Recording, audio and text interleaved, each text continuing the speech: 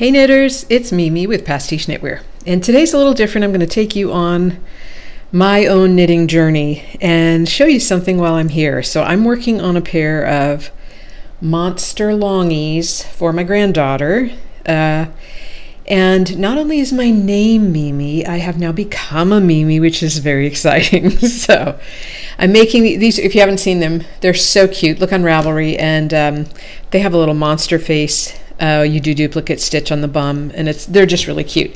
But what I'm doing here is working through the ribbing, and I'm changing color during the ribbing.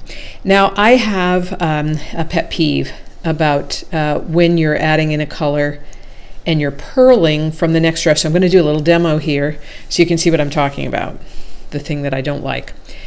So if I were going to just change color here and purl, so I'm doing a knit 2 purl 2 rib, you can see that here you get this blip from the row before. If you look down here, you'll see you don't see that at all, right?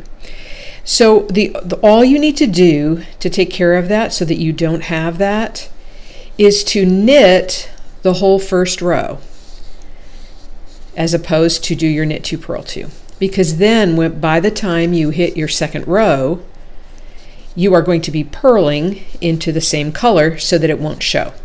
Now you would think that your eye would perceive it, but it doesn't. As you can see here, you really cannot tell. I can get you up close here. You can't tell that the first row here is actually a knit stitch, not a purl stitch. So it's a really easy little fix-it for those of us that, you know, I'm just anal about stuff like that. I just think it gives such a nicer overall look than having those bumps every other one.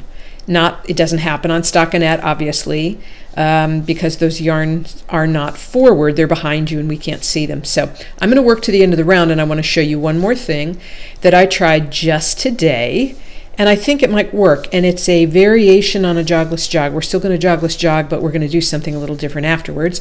So I will be right back to you when I get to the end of the round. Because remember, when you are doing a jogless jog, you perform a jogless jog at the end of the color change row. So this is obviously my color change row. And what we do in essence is to re-knit the first stitch of this row. So I'm going to keep on knitting around, and I'll meet you back here in un momento. Back we are. I have finished the round rather, and so we're going to do a jogless jog. So traditionally you take off your needle, your stitch marker. You're going to come across to this stitch. You're going to pick up the outside leg here of the row beneath of the old color, drop it up on the tip of your needle, and then knit it together with your new color. So you're always re-knitting the same color. I'm just going to pull on that to get rid of it.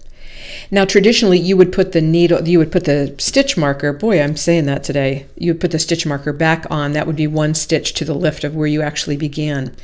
But I'm not going to do that. I did this earlier and it looks good to me. So what I did was take my handy tool, which I adore and have 80 million of, and I am going to create one more stitch above it. I'm just going to come into this stitch. Let's get that behind us. I'm going to just chain, and then I'm going to put it back on the left-hand needle. Oops, come on, it's splitting on me. I did not buy particularly nice yarn for this, since it's going to be, you know, little pants. And so now I'm just going to commence. Once again, let me show you the happiness now that we've done this whole first row. Now when I do my purl stitches, I do not have the bleed through from the previous row. So what I have is a really nice clean line, and when I get to the end of the round, I don't have to move my stitch marker to the left each time I do the jogless jog. I can just keep following my chart as it is charted, which is a whole lot easier. I've had a lot of students that have struggled with that from time to time. So anyway, all these discoveries today as I was just sitting here knitting on a lovely Sunday afternoon. So hopefully these ideas are good. Give them a go and let me know what you think. As always, if these videos are helpful, give us a subscription and we will see you soon.